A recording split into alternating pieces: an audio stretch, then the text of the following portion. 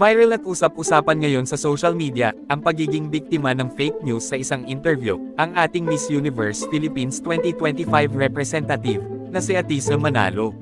Sa naging interview kay Atisa ng isang kilalang pageant analyst, ay tila bang hindi nagustuhan ni Atisa ang sinabi ng pageant analyst, at sinabi ni Atisa na gumagawa ito ng kwento. Pero gayon pa man, ay very professional at nakasmile pa rin si Atisa sa interview. Narito at panoorin. At isa, ang daming nakamiss sa'yo kagabi.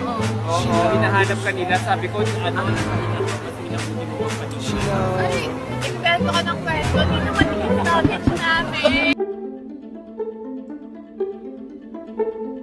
Ayon nga sa reaksyon ng mga netizens patungkol dito, ramdam mong medyo nairita si Manika. Hahaha, pero ang cute pa rin.